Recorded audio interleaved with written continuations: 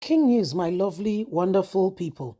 Yes, so our very own brother is a senior advocate of Nigeria. We call them SAN. Mike Ozekhome said the 2023 presidential election petition tribunal pronouncement is a Judocracy against Nigerians. He said he watched with dismay how Supreme Court judges stood there in the face of the whole nation, be quiet and watch them transform a nation, lie about things, and then be comfortable, pretend that all is well. That before them, they did not address matter that they should address, and it's really a shame. He said this is a Judocracy against Nigerians.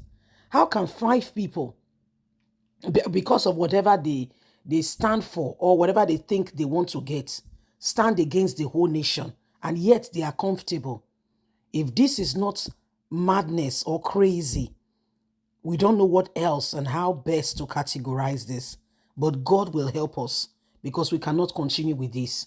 Please don't forget to give us a thumbs up, like us, share, subscribe. Let's get all the details.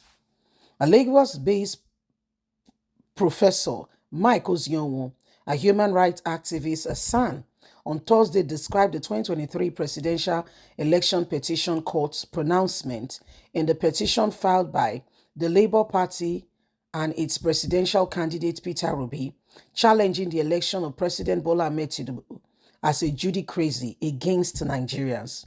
Professor Michael Ozekhome stated this while delivering the 2023 and 22nd edition of the annual Bishop Mike Okonkwo's lecture at the Shell Zenith Bank Hall, Muson Center in Lagos, tagged Nigerianism of Nigerians, a look inward.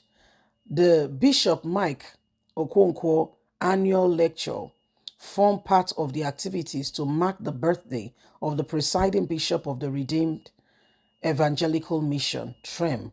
The guest speakers who said the word Judocracy was coined from his nonology called OZODP, lamented that politicians have deformed democracy in Nigeria, where selectocracy of leaders has become the order of the day. They know they are wrong, yet they pick their own, who they think should rule the people, not who the people want. He describes selectology as a splay used by politicians to arm thugs who snatch ballot boxes to select leaders. He decried the unchanging situation in Nigerian politics, where people are encouraged to vote in election, why where their votes will not and never count, and the voters are counted that they do not, and the votes are counted as though they did not count. What sort of thing is this? Ozekhome emphasized the need to cure the country of political drawbacks, saying Nigeria has continued to retrogress politically, affecting the economy of our nation. The people are suffering. The guest speaker described the theme Nigerianism as a deliberate policy by which governments take over the control and ownership of private enterprise due to economic, political, social, and strategic reasoning, saying it was designed to fight against discrimination and colonialism. So when you don't hear the matter, now our brother called it to say, wetin happen so? He shock him. He say he shock him. He shock him where. He said because he cannot even believe, cannot begin to, understand what happened during the election. Election, they will come out and they will encourage Nigerians. Come out and vote. Please vote. Nigerians, will I say gullible? I don't know if that's the right word to use. We will be encouraged. We will feel that, oh, it will never happen again. We will go out there and we will vote. But after voting, does our vote count? Is the main question we should ask ourselves. Because by the end of the day, it does not seem or does not appear as though our vote counts for anything. We get there, we vote, and before you know it, right there, some people are injured because they came to vote, and the talks came and said, if you're not voting for such an individual, go home. And if security personnel will look away. I'm talking about what happened in Nigeria, not in China, not in Togo, not in Congo, in Nigeria. not in Gobao, in Nigeria, not in Niger. The secure then if anybody tries to fight back, it is that person the security agents will say is causing disruption. And if care is not taken, I've heard of a man who had to spend 2 years, 2 years in jail. Why? A police officer who was rudely and behaved unworthy of his position began to beat up this man in no small way. And at a point where you push someone to the wall, the guy reiterated by hitting the policeman. And that was what they saw, not what the policeman was doing to him. Hitting his head, broke his leg. The man got so angry and he slapped. That was what he stayed in police station for jail for 2 years. 2 years. Remember, he's a poor man. Nobody came to his rescue. So you can see the level of oppression. With all we say we do in this country, it does not seem like there is hope for the masses. What a shame.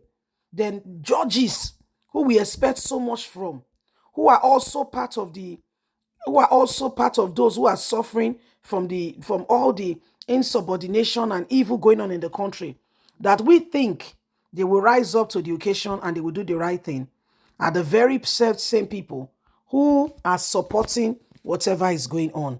We were thinking that they will rise up. We were thinking that they will do what they need to do. But guess what? These same people is as though they don't care. It's as though they did not see what is happening. It's as though there is no atom of care in the world. And everybody just watch and see how the nation suffers and the people are brought into disrepute. And we are wondering, truly, sincerely speaking, how did we get here?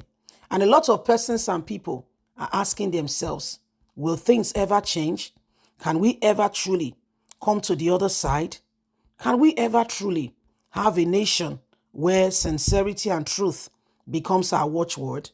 Is there a deliverer that will stand up for Nigerians and say, we are here to ensure that this does not happen again? When last did we have a people who stood for us? Yes, when last did we have people who came and said, you know what, enough is enough. We will not allow the same thing to go on. We will not allow Nigerians to be treated as though they are not Nigerians. We are ready to take the bull by the horn. When last did we have that? When last? We have leaders who will come in and during election, they will promise us all sorts. And of course, because we are so desperate for change, we believe them. But at the end of it, they continue on the same path. Leave us a comment. God bless. Bye for now. Don't forget to like us, share, subscribe.